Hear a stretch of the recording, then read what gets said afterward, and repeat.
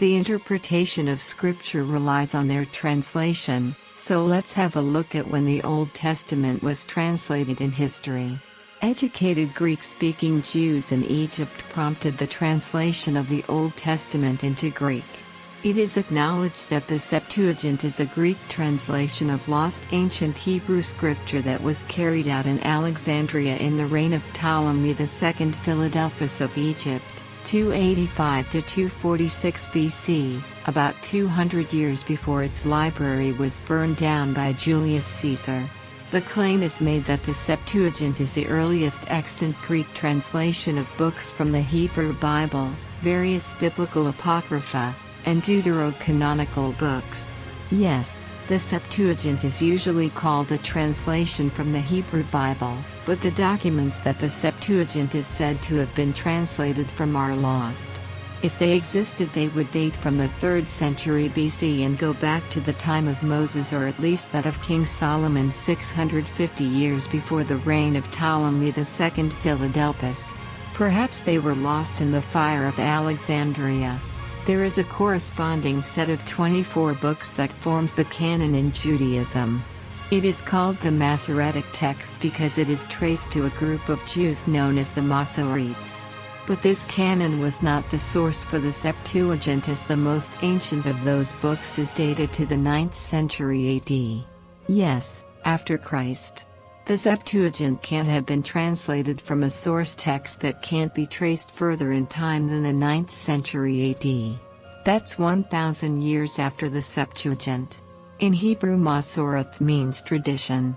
The Masoretes allegedly assembled, codified and changed some text they possessed for correct pronunciation over a period of 500 years. In that way they can claim the Hebrew text existed in the 2nd century AD. But it's still not ancient enough to have been the Hebrew Bible that was translated into Greek in the 3rd century BC. There also is a Samaritan Targum, composed in the Samaritan dialect of Aramaic. But we hear nothing about it to perpetuate the lie about the state of Israel being the origin Israel. Scholars used to believe that the kingdom of Samaria had separated from the cult that was centralized in Jerusalem. But the Samaritans argue that Samaria, founded by King Omri, continued from the unified kingdom of Israel of King Solomon. They maintain that it was the tribe of Judah that parted from the kingdom of Israel after King Solomon's death. The state of Israel is but the tribe of Judah, not Israel, and the Masoretic text is the Jews' tradition. Their religion is called Judaism because they are of the tribe of Judah. 6,000 differences apparently exist between the Samaritan and the Masoretic text.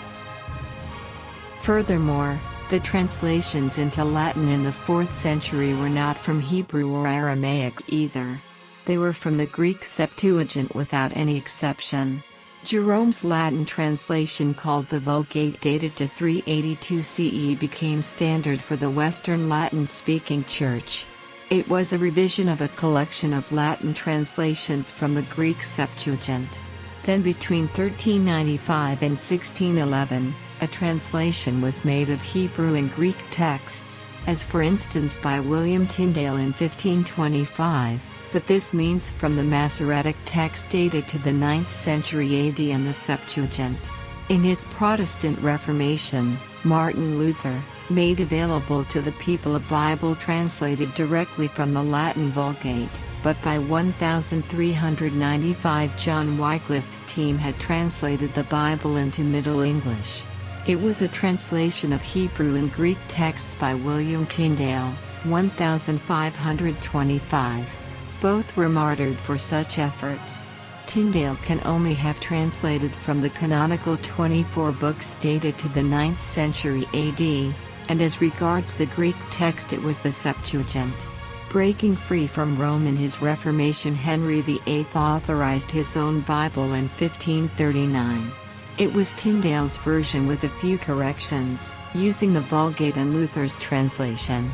The 1611 authorized version called the King James Bible was not an original translation of the Bible into English but a mixture of Tyndale's translation and of the Geneva Bible, which were from the same Masoretic text and the Septuagint.